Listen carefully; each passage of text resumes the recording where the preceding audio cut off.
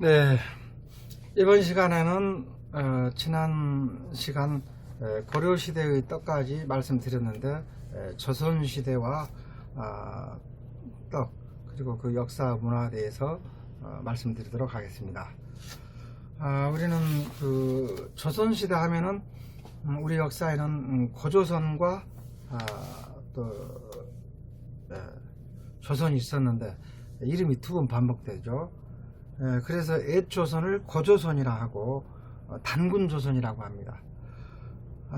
우리의 역사상 단군조선 이후 5000년 역사라고 하는데 기원전 2333년 청동기 시대에 건국됐고 2000년간 철기문화가 발생할 때까지 이렇게 이어져 온 것으로 이렇게 보고 있죠.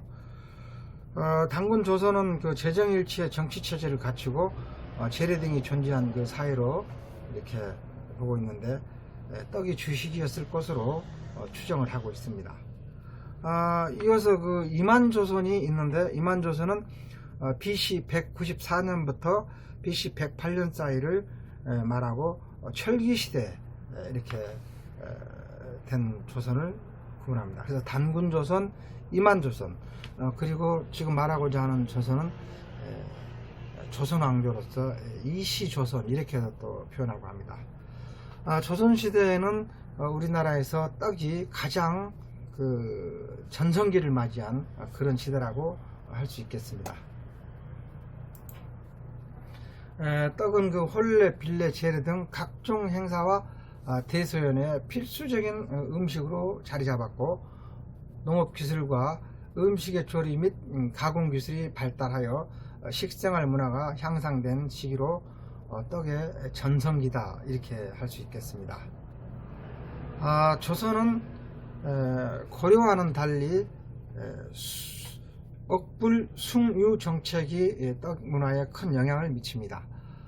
고려시대에는 그 불교가 우리의 국교였다면은 조선시대에는 주자 가래를 비롯한 그 유교가 그 숭유되는 바람에 이 억불 숭유의 문화와 재래 문화의 발달로 떡이 한층 더 발전하는 그 전성기를 이렇게 맞이하였다 이렇게 보겠습니다.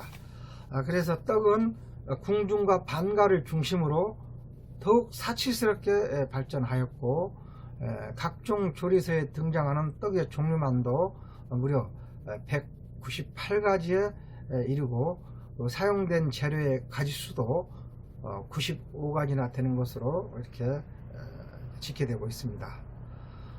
또한 그 궁중에서는 그 사치의 정도가 심해서 떡을 높게 고여 연회에 사용하였다. 그래서 그걸 고배상이라고도 하는데요. 신분과 더불어서 그 떡의 높이를 달리할 정도로 떡이 상당히 중요한 의례 그 음식으로 이렇게 사용되었고 조선 후기에는 사치 풍조가 매우 심하였다 이렇게도 이렇게 기록되어 있습니다.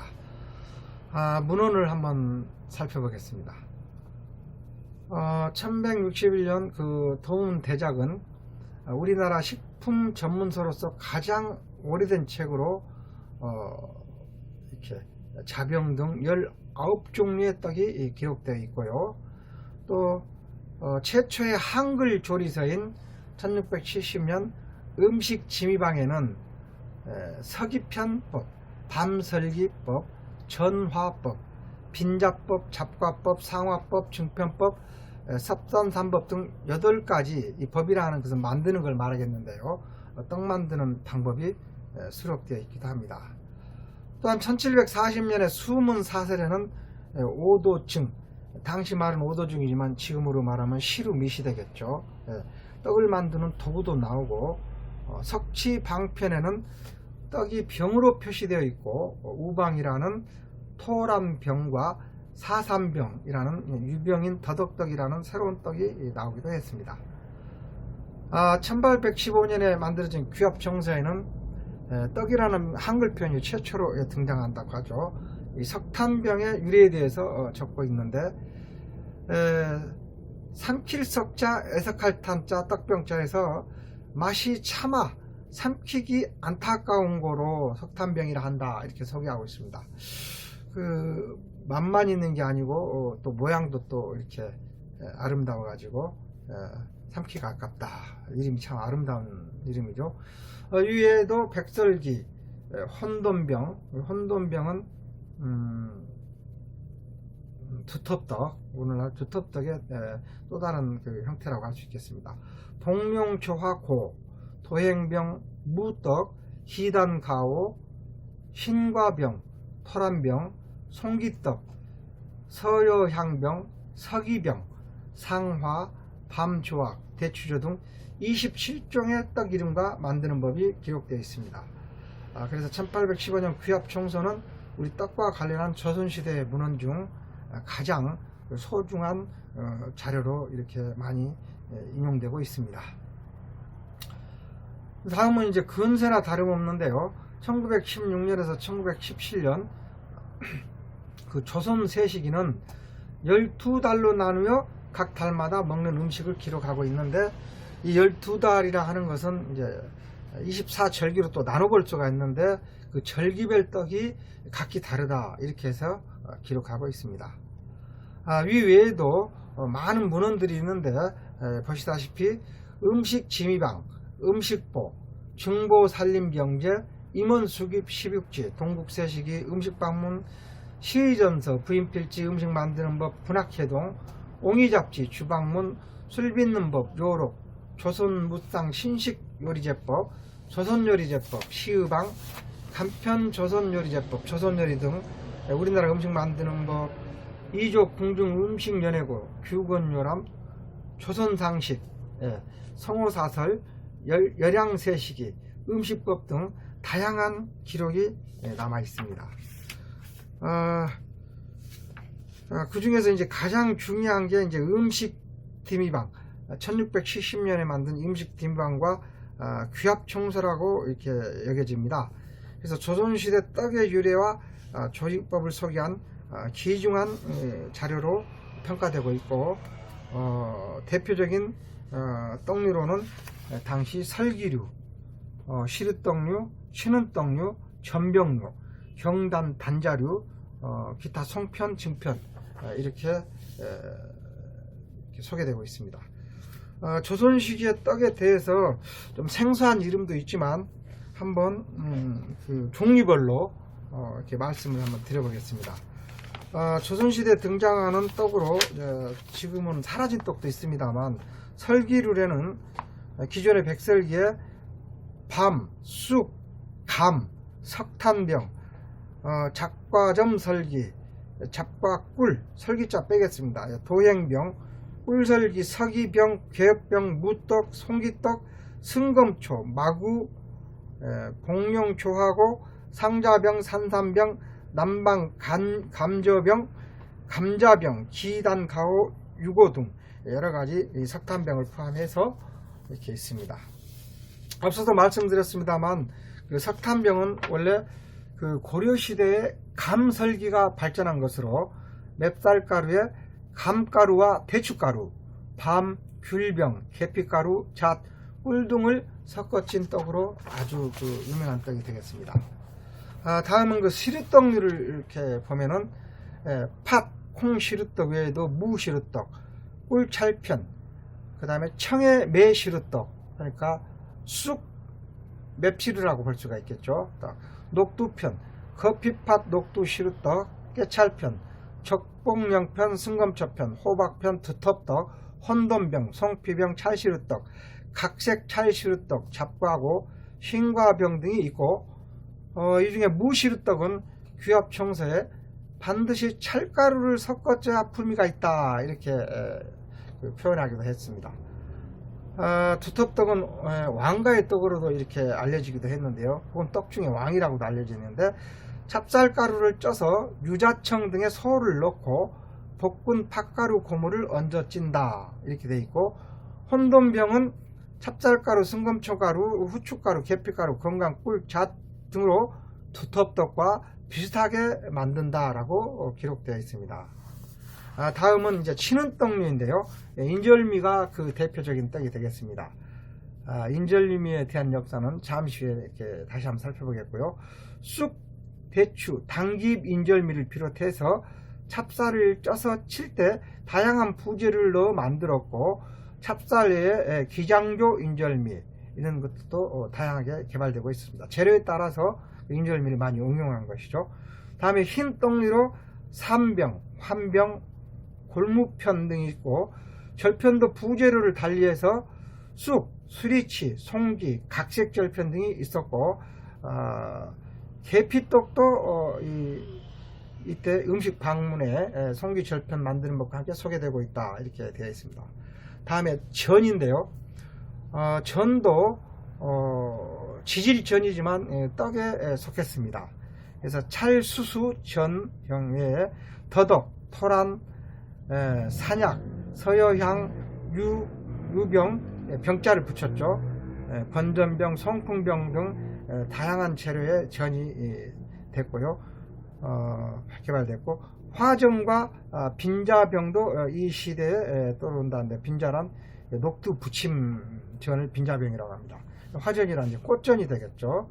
그래서 전병의 한 가지 형태인 주악도, 개성주악 그러죠. 주악도 소문사설 1740년대에 쓰인 조약전이라 하여 등장하고, 규합 청소에 밤주악, 대추주악 등이 이렇게 등장하고, 맵쌀가루, 찹쌀가루로 이렇게 같이 사용되고 있습니다. 다음은 경단 단자류인데요. 1680년 그 요록에 경단병이라는 이름으로 처음 등장하는데, 음식 방문과 시의 전서 등에 나타나고, 단자류는 중고 산림 경제에 향의 단자로 처음 기록된 이후 밤, 대추, 순검초, 유자, 토란, 건시, 마른 감이니까 곶감이 되겠죠. 곶감, 마단자 등으로 다양화되었다. 이렇게 해서 크게 조선시대에는 설기류, 시르떡류, 친은떡류, 전병류, 경단, 단자류 이렇게 5가지로 크게 구분하고, 이제 추석 명절 때 떡 송편도 조선시대에 만들어진 것으로 이렇게 전해지고 있습니다. 하절기 절식인 증편도 조선시대에 크게 유행하였다, 이렇게 기록되어 있습니다. 조선시대에 만든 그 떡은 고려시대의 떡에 이어서 재료의 다양한 그 혼합이 많은 떡들을 탄생시키고 있습니다. 조선의 떡 문화를 살펴보는 데 있어서 중요한 그 역사적인 그 전환점이 있는데요. 그게 장가가는 문화와 시집가는 문화입니다. 이게 바뀌어가죠. 이것은 조선 선조 이후에 그 유교의 영향으로 그동안 남자가 신부댁에, 신랑이 신부댁에 가서 혼인식을 올리는 것을 장가간다, 이렇게 표현했죠. 그래서 장가갈 때 고려 때에는 혼인식에서 국수를 먹는다고 그랬었죠. 그런데 이 문화는 시집간다라는 문화로 유교의 영향으로 바뀌게 됩니다. 즉 시댁에 신부가 혼례하러 오는 것이죠. 혼례식처럼 결혼이 오는 것이죠. 이 문화의 중심점에 큰 인물로서 신사임당과 이율곡이 있습니다.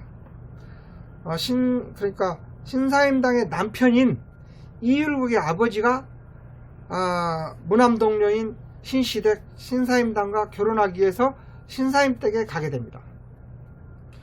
그러니까 신사임당의 남편은 이자 이율곡의 아버지는 신사임당 신시댁으로 장가를 가는 문화였죠. 그러다가 이율곡이 장가갈 때는 장가갈 때가 아니죠. 이율곡이 혼례식을 할 때는 이율곡의 아내가 이율곡의 그 이시가로 시집을 오게 됩니다. 이게 우리나라 음식 문화도 많이 바뀌게 되고 의례 문화도 많이 이에 따라서 바뀌게 되는데, 그게 조선 선조 때 크게 신사임당과 이율곡이라는 인물로 이렇게 대별되는, 어머니와 아들로 이렇게 해보면 장가가는 문화, 시집가는 문화로 크게 바뀌게 되죠. 이때 이제 장가가고 시집갈 때 이제 봉채떡 이렇게 말하죠. 함떡이라고 하죠. 함떡. 이게 이제 나오게 되죠. 조선은 역사에 구구절절히 이 떡이 기록되어 있습니다. 태조 이성계가 조선이라는 나라를 건국하니 그의 1등 공신인 정도전, 조선의 법령을 완비한 경국대전의 그 완성자이기도 하죠. 그 정도전은 이성계 왕에게 건의하기를 이 경사스러운 날에 시루떡을 해서 온 백성이 함께 나눠 먹어야 합니다 라고 이렇게 건의하기도 하죠. 그래서 그만큼 떡이 우리의 그 대소사에 이렇게 많이 쓰였다, 이렇게 조선 초기부터 이렇게 기록이 되고 있고, 잠깐 그 봉치떡에 대해서 이렇게 좀 더 살펴보도록 하겠습니다. 봉치떡은 그 결혼식 때 먹는 떡이죠. 결혼식이 아니라 이제 함 나갈 때는 함떡이죠. 우리는 그 유교의 영향으로 그 혼례에서는 6례를 거쳤습니다. 혼례 절차상. 그 6례를 보면은 전통 혼례가 혼담이 오고 가고, 혼담이 오고 간 뒤에 두 사람의 사주가 맞는데 사주를 보는 단계를 거치고, 사주가 맞다 그러면 날짜를 정합니다. 그러니까 혼례날을 정하는 거죠. 그래서 태길이라고 합니다. 태길. 그 다음에 태길이 정해지면은 신랑이 함을 가지고 신부댁에 가는데 이걸 납패라고 합니다. 납패. 그래서 함떡, 봉치떡, 봉채떡 그러죠. 납패가 끝나면은 애식을 올리게 됩니다. 그 태길한 날짜에 애식을 올리고 나서 이제 신랑 신부 어떤 그 첫날 밤을 치른다든지는 이렇게 신행이라고 그러죠. 그래서 혼담, 사주, 태길, 납패, 애식, 신행 등 6단계를 거치는 것인데, 이것은 그 유교의 영향을 받은 주자 가례에 해당되는 것으로 이렇게 설명할 수가 있겠습니다. 그러면은 이 납패에서는 우리가 말하는 이제 패백 이바지가 가고 함떡이 이제 함이 가는데, 여기에 대해서 좀 더 구체적으로 살펴보면은 신랑 측으로 받는 이 함을 받는 이 납패 의식에는 봉치떡이 이제 봉치, 함떡 그러는데요. 만들어져서 이제 신부댁에서 이걸 만드는데, 찹쌀 3대와 붉은 팥 1대로 2켜의 시루떡을 안치고, 하얀 그 백설기 그 위에 가운데 원형 모양의 7개의 알이나 혹은 9개의 대추알을 방사형으로 올리고, 한 가운데는 그 밤을 놨죠. 여기엔 여러 가지 이제 의미가 있습니다. 이 그 찰시루, 그러니까 팥시루떡을 넣고 대청에 올려놓고 북향으로 자리를 깔고 재배 후에 신랑 신부가 먼저 칼질하지 않고요. 그래서 칼질하지 않는다가 특색입니다.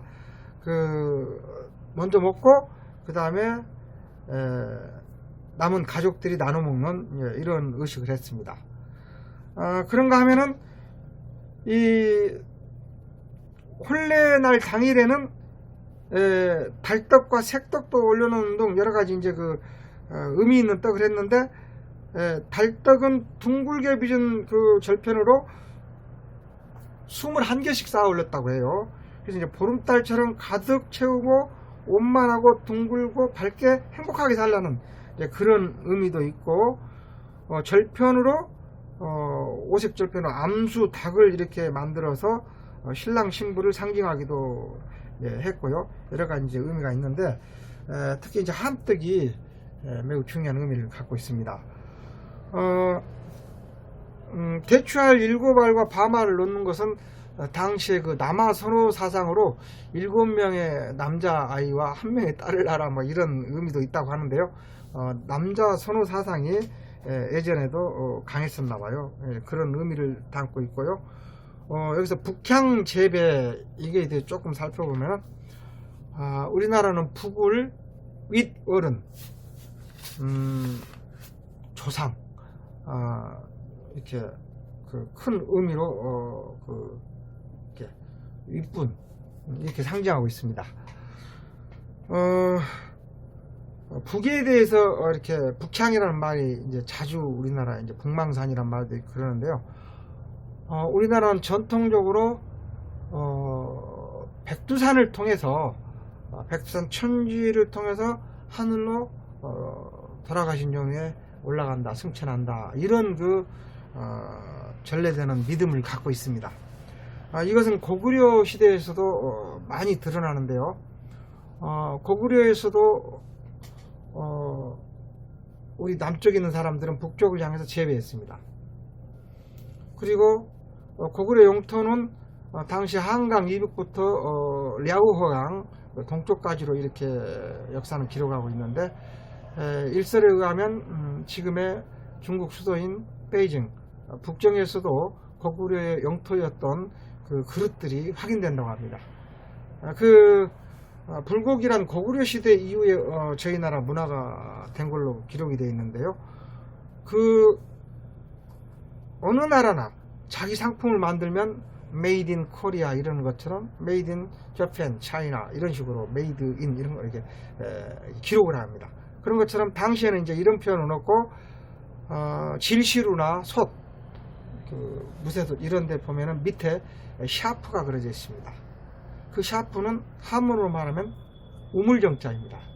이 우물정자는 광개토 태양의 영토라는 것을 표식하는 일종의 그 상징 마크였었습니다. 고구려 땅이라는 상징이었고요.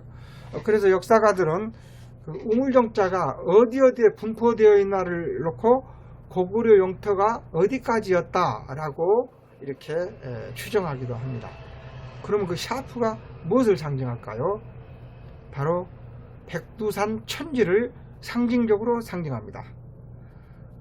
그래서 우리 백두산 남쪽에 있는 우리 민족들은 북을 향해서 재배를 하고 묘지도 그렇게 썼었습니다. 그런가 하면은 백두산 동쪽에 있는 쌍용총이라든가 이런 고구려 고분을 보면은 대부분이 아니라 거의 다가 동쪽을 향하고 있습니다. 그러니까 무덤이 백두산을 향하고 있다는 얘기입니다. 그래서 이 북향이란 역사적 의미에서 우리는 부지불식간에 백두산에 대한 사후 혹은 성스러운 신령스러운 그런 것으로 해서 북을 매우 존중했던 그런 문화가 떡에도 이렇게 들어있다, 이렇게 살펴볼 수가 있겠습니다.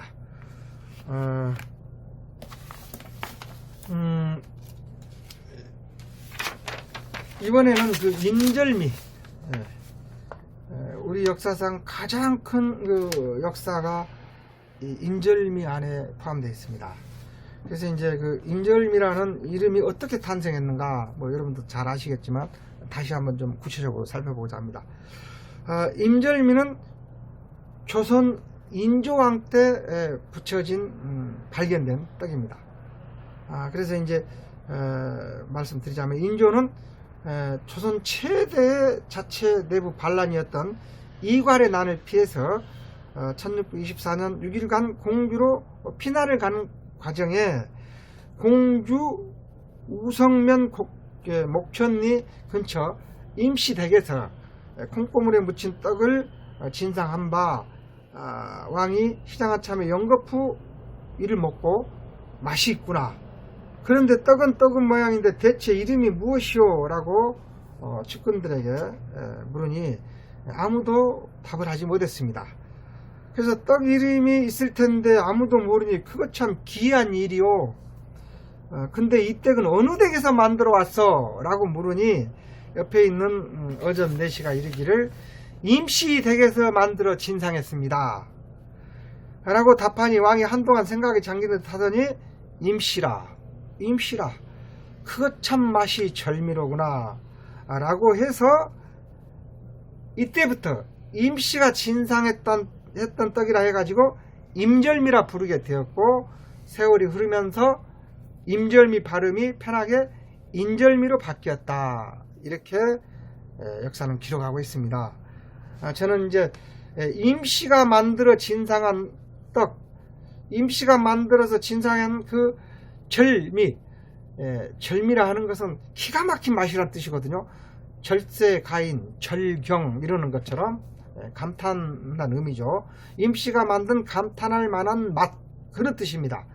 그런데 다른 의미에서는 인조왕이 감탄한 떡, 이렇게도 해석이 됩니다. 그래서 우리 역사상 아주 큰 뭐랄까 의미를 담고 있는 떡이죠. 당시의 떡은 찹쌀을 쪄서 이를 절구에 치대 가지고 떡매로 쳐서 콩을 볶아서 피를 제거하고 갈아 놓은 맷돌에 간 것을 묻혀서 이렇게 먹은 것이죠. 지금의 그 기계로 쌀을 불려 가지고 간 그 기법과는 좀 다릅니다. 그런데 저도 어렸을 때 이렇게 그 예전 방식으로 했던 인절미를 먹어봤지만 그 쫀득거림이랄까 질감이랄까 맛이 지금의 떡보다도 예전 떡이 더 훨씬 맛있었지 않았나 그런 생각을 합니다. 그때 배고프고 떡이 귀해서 그런 그 생각을 했는지 모르겠습니다만 제가 그렇지 않다라는 것을 일본에 가서 확인한 바가 있습니다. 일본의 우리나라로 말하면은 그 떡의 명인, 명장, 기능장 이 정도 돼서 일본 총리상을 받은 모찌집을 한번 이렇게 배우기 위해서 우리 동료들이 함께 간 적이 있었어요. 그런데 거기서 놀라운 것을 발견했습니다. 일본의 모찌는 우리나라가 말하는 그 찹쌀떡처럼 방아로 갈아 가지고 곱게 이렇게 갈아서 쪄서 치대서 팥소라든가 이런 걸 넣어서 나중에 전분으로 묻혀낸 것, 이 정도로 생각했는데 그게 아니었습니다. 그곳의 인절미를 만드는 방식은 우리 조선 전통의 인절미 만든 방식과 너무나도 유사했었습니다. 그래서 저는 질문을 했습니다. 일본이 훨씬 기회가 앞서 있는데 왜 이렇게 만듭니까? 이렇게라는 것은 세라믹 절구와 펀치기를 만들어서 절구 형태로 그 인절미 피를 치대는 걸 봤습니다. 그랬더니 이 대가가 하시는 말씀이 이렇게 해야 훨씬 떡이 기포가 많이 들어가고 쫀득거리고 맛도 깊고 품질도 오래 간답니다. 그래서 많은 분들에게 이것을 시식을 하고 판매를 해본 결과 기존의 방아로 내려서 한 것보다도 훨씬 더 맛이 풍미가 있고 이렇게 좋은 반응을 얻어서 자기는 그렇게 하게 됐다고 하는데, 그럼 그런 방식을 어떻게 알게 되냐 했더니 떡을 하는 사람으로서 조선에 전래되는 절구 방식을 연구하고 그것을 응용하여 자신만의 일본 최고의 그 모찌를 생산하게 되었다, 이렇게 말씀하는 걸 듣고 많은 것을 다시 이렇게 생각해 보는 계기가 됐었습니다. 우리 떡이 일본으로 전래되어서 전 세계에 모찌가 전파되는 그런 상황인데, 우리 고유 전통 떡의 가치, 만드는 방식의 가치를 소홀히 하다 보니 오히려 외국에서 우리 기술을 더 알아가지고 이것을 마케팅화하고 그런 건 아닌가, 그런 생각이 들어서 좀 부끄럽기도 하고 느끼는 바가 있었습니다. 여기서 잠시 인절미와 관련된 우리나라의 그 역사를 좀 더 구현해서 설명해 드리도록 하겠습니다. 한반도 역사에서 가장 큰 고통을 준 계기는 병자호란입니다.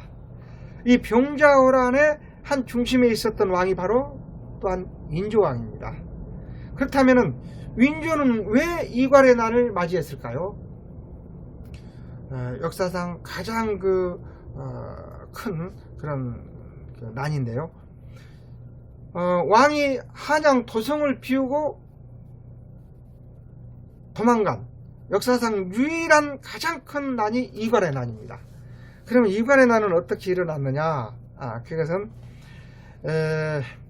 1624년 3년에 인조 반정이 일어납니다. 이 인조 반정이라는 것은 인조를 왕으로 세우기 위해서 광해군을 몰아내는 그런 그 사건이죠. 이 광해군을 몰아내는 데 있어서 광해군은 폭군으로 이렇게 알려져 있기도 합니다만 그것은 후세 역사가들이 기록한 그 승자의 기록이라고 이렇게도 일부 보여지는데요. 광해군은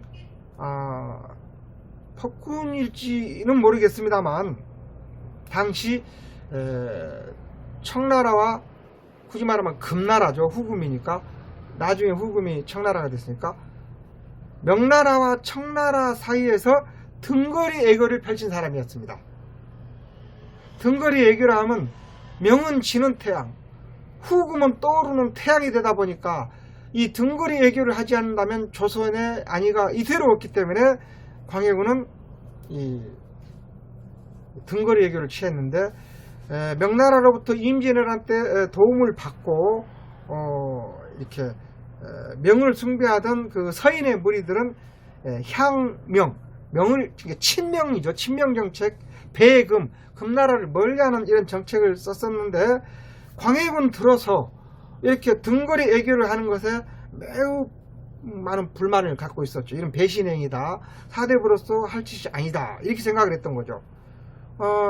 이런 와중에 서인의 무리들이 어떻게 하면 이 광해군을 몰아낼까라고 고심할 때 바로 이괄이 충청도에서 황해도를 향해서 군사 2만을 이끌고 이동하는 와중이었습니다.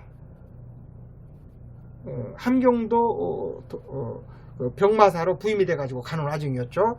그래서 이괄에게 이 광해군을 몰아내고 새로운 그 왕을 세워서 제대로 된 그 사대부의 나라를 세우자 이렇게 해서 이괄이 이것에 합류하여 난이 아니로 이제 반정을 일으키니 그게 바로 광해군을 몰아내는 인조 반정, 즉 광해군을 몰아내고 인조를 왕에 등극시키게 되죠.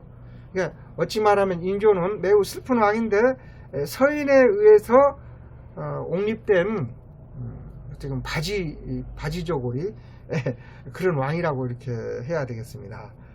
그런데 인조반정 성공 후에 논공행상, 공을 논하고 상을 시행하는 과정에 이괄이 군대를 일으켰기 때문에 이 난이 성공했는데 서인 무리들은 이괄을 2등 공신이다 이렇게 해서 함경도 병마사를 함경도 절도사라고도 하죠. 군권까지 지었으니까 병마사라고도 하고요. 평안도 이 병마사로 이렇게 임명을 합니다. 이에 이괄의 무리는 1등 공신도 부족한데 2등 공신이라니 라고 하고 매우 좀 불만에 사로잡히죠. 이 사실을 안 서인 정철 이 무리들은 너희들이 역적모함을 하고 있구나, 아니 모반을 깨하고 있구나 해가지고 그들을 이렇게 조사를 하게 되죠. 그 와중에 결정적인 계기가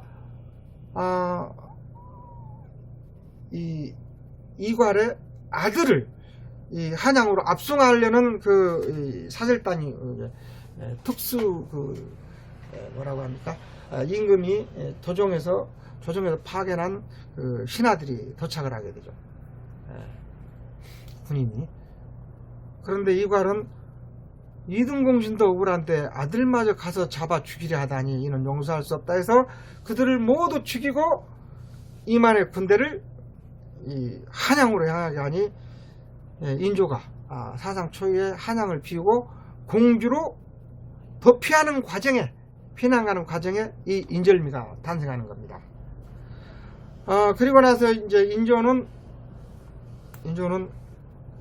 6일 만에 이괄이 길마제 전투, 지금의 그 여주 이천 쪽입니다. 이곳에서 패하면서 진압이 되게 됩니다. 그래가 돼가지고 6일 만에 이제 다시 서울로 돌아가게 되죠. 요 6일 만에 돌아오는 과정에 참 재밌는 일이 있는데, 공주 산성에 이 두 그루 큰 나무가 있어가지고 거기에 앉아서 매일같이 종묘사직을 의뢰할고 이 나라를 의뢰할고 이렇게 고민하다가 이 나라를 이제 많이 평정돼 가지고 돌아오는 과정에 돌아와서 이 산성 정상의 그 두 그루 나무에서 이괄의 반란이 진압되기를 학수고대하여 난이 진압되자 나중에 이 두 그루 나무에 정상품이라는 벼슬을 내리게 됩니다. 이 정상품 벼슬을 내린 이 나무가 훗날 나무가 늙어서 죽자 공주관리가 그 자리에 쌍수정을 짓게 됩니다. 두 나무 정자를 짓게 되죠. 그래서 공주산성은 이름이 참 많은데요. 공주산성 전에는 웅진성이라 했습니다. 그러다가 공주성 혹은 공산성이라고 그랬고 이괄의 난이 진압된 이후에 인조는 거기를 쌍수산성 이렇게 이름을 지었죠. 공주산성은 역사적으로 매우 많은 그 의미를 담고 있는데요. 인절미를 탄생시키기도 했지만 백제가 망할 때 의자왕이 마지막 있었던 곳이 이 공주산성입니다. 웅진성이죠. 이리로 피했다가 철옹성, 배수진의 철옹성인데 이리로 피했다가 당나라군이 잡혀서 당나라로 건너간 뒤로는 소식이 없죠. 아주 슬픈 그 역사를 담고 있는 성입니다. 당대의 역사를 조금 더 살펴보면은 우리나라에서 가장 큰 역사의 분수령이라서 말씀드린 겁니다. 이 이괄의 난이 일어나고 나서 다시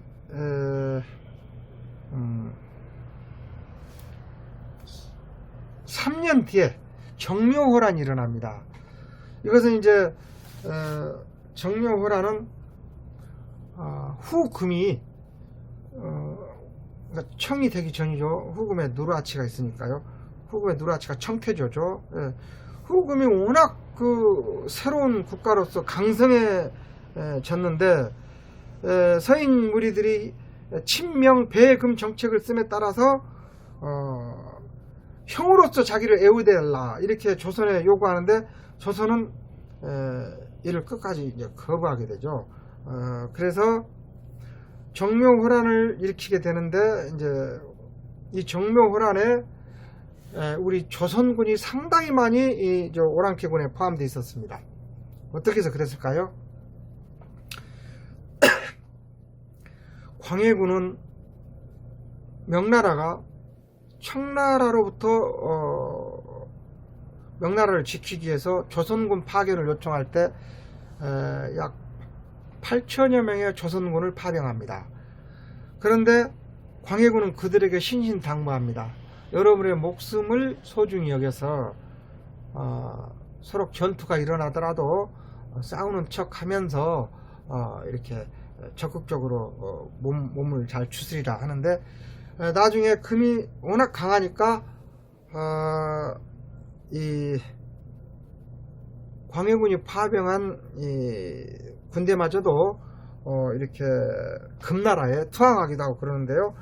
정묘호란을 일으키게 된 조선군의 또 다른 것은 바로 이괄의 난 잔당들입니다. 전부 북으로 넘어가서 그가 의탁할 곳은 명나라는 아니지 않습니까? 그래서 금나라에 이렇게 합류를 해서 호두기교를 조선이 이대로 가면은 반드시 금이 이태롭다. 그러니 조선을 아우의 나라로 만들어야 된다. 아니면 석국으로 만들어야 된다 해서 일으킨 게 정묘호란인데 그때가 인조 이렇게 5년이죠. 이때 청태종 청의 누르하치 아들이죠. 후금 누르하치 아들 청태종 홍타이지가 와서 이제 이렇게 약속 받기를 형으로서 애우를 취하겠습니다 이랬는데 그 애우를 취하지 않아요. 그래서 10년 뒤에 정확히 말하면 9년 뒤네요. 병자호란이 일어나죠. 이 병자호란에서 10만의 청군이 내려와서 파죽지세로 나라를 휩쓸죠. 제일 큰 난이죠. 그래 인조는 다시 큰 피난길에 이르게 되는데 이때는 남한산성에서 이렇게 항거하게 되죠. 그러나 남한산성에서 두 달을 버티지 못하고 식량이 고갈되고 모든 그 통신수단 외부와의 그 통로가 차단되면서 결국에는 한반도 역사의 최고의 그 굴욕인 삼전도 굴욕이라 해서 청태종 앞에서 머리를 9번 피가 나도록 그 인사를 하고 항복을 하니 이때는 조선이 250년간 청을 모국으로 모시는 속국이 됩니다. 이때 그 참 슬픈 역사가 또 하나 있습니다. 나라가 약하면은 백성이 매우 고난하게 되죠. 청나라는 여러가지 공무를 바치게 하는데 그 중에는 사람까지 있습니다. 그래서 그걸 공녀라고 합니다. 공녀. 그 젊은 안악을 처자를 공물로 바치는 거죠. 250년간 그 바친 그 공녀가 어딘가 정확한 집계가 있었습니다만 수만 명에 달합니다. 이때 슬픈 역사가 또 하나 나옵니다. 젊어서 이 청나라로 가가지고 살 때는 그래도 먹고 살 길도 있고 나름으로 그러나 젊으니까 병도 안 걸리고 잘 버텼는데 나이가 들면 청에서 버림받고 갈 곳이 없어집니다. 그래서 고향으로 돌아갑니다. 이것을 가리켜서 돌아올 환자, 고향향자, 계집여자를 써서 환향여라 이렇게 말하죠, 역사상. 그런데 이분들이 돌아와가지고 나라에서도 버림받고 청나라에서도 쫓겨나고 그리고 마땅히 생계를 유지할 방법이 없는 거예요. 결혼도 할 수도 없고 나이는 들어서 몸은 약하고 그래서 이분들이 택한 직업이 대부분 요새 말하면 주막집, 술집 아니면 집창촌, 몸을 팔면서 이렇게 의탁을 하고 여러가지 허드렛 일, 안 좋은 일은 다 했습니다. 그러다 보니 때에 따라서는 유부남을 건들기도 하고 그래서 이제 그 부인과 이 환향녀 간에 싸움이 일어나면서 그 욕짓거리로 발전한 게 환향녀가 환향년으로 돌변하는 아주 그 무서운 욕으로 이렇게 발전하는 그런 그 슬픈 역사가 250년간 반복됩니다. 그러니까 청일전쟁이 일어날 때까지 이런 일이 생긴 거죠. 그 매우 그 역사는 반복되고 있습니다만 청나라에 대해서 그 탄생 배경을 여러 가지 썰이 있습니다만 통일 신라가 망한 마지막 그 왕이 경순왕이고 그의 아들이 마이태자입니다. 마이태자는 왕건에게 무릎 꿇기를 끝까지 거절했고 강성 부하들을 이끌고 북으로 넘어갔습니다. 그런데 역사는 승자의 기록이기 때문에 금강산에서 용문사에 그 은행나무 하나 심고 금강산에 가서 풀뿌리로 연명하다 아사하였다. 그러니까 아사란 굶을 자 죽을 사자 굶어 죽었다. 이렇게 기록되어 있습니다만 역사 스페셜은 그것을 다시 재조명한 바가 있습니다. 마이태자는 강성 그 왕자 태자로서 절대 그럴 사람이 아니라는 거죠. 김시성을 가진 사람으로서. 그래서 그와 뜻을 같이 하는 신하들과 군을 이끌고 군대를 이끌고 북으로 넘어갔다. 우리나라는 여차하면 북으로 넘어갑니다. 강을 건넙니다. 독립운동할 때도 두만강, 압록강을 건너고요. 그 어려울 때마다 이렇게 강을 건너는 것이 역사에 많이 나옵니다. 수도도 이렇게 강남, 강부로 옮기기도 하고요. 근데 그가 지금의 만주 지방의 여진족, 말갈족들과 더불어서 나라를 만드니 이게 금나라라는 것입니다. 금이란 새 금자로서 우리나라만 김시성의 나라라는 뜻입니다. 이게 바로 금나라의 태조가 굳이 말하면 마이태자라는 것입니다. 여기는 김시성의 나라라는 뜻이죠. 이 김시성의 나라가 계속 뒤에 이어오면서 이제 나중금을 후금이라 하는 것입니다. 후금, 나중금. 이 후금의 누르아치가 바로 청을 만든 청의 태조인 것입니다. 그래서 역사는 참 아이러니하게도 계속 반복되는 그런 것을 이렇게 살펴볼 수 있습니다. 인절미와 더불어 좀 역사 부연 설명이 많았습니다만, 그만큼 우리 역사의 구비구비에는 떡이 있습니다. 우리 민족의 역사와 정체성의 떡은 떼어낼 수 없는 그런 그 소중한 문화입니다.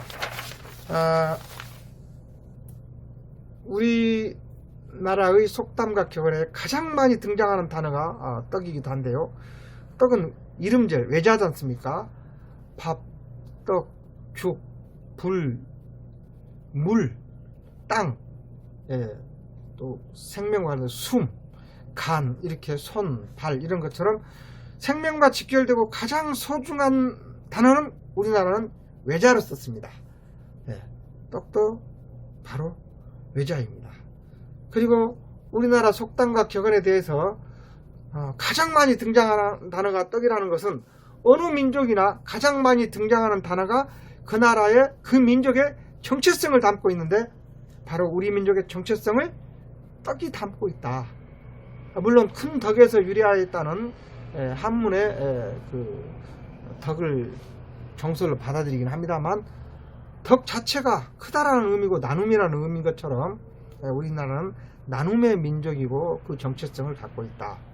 그래서 속담과 격언에도 가장 많이 등장하고 그러는데, 떡이 그만큼 우리 민족의 의례와 정서와 뗄래야 뗄 수가 없는 그런 그 음식이자 역사이자 문화다, 이렇게 볼 수 있겠습니다. 다음 시간에는 시절식에 대해서 살펴보도록 하겠습니다.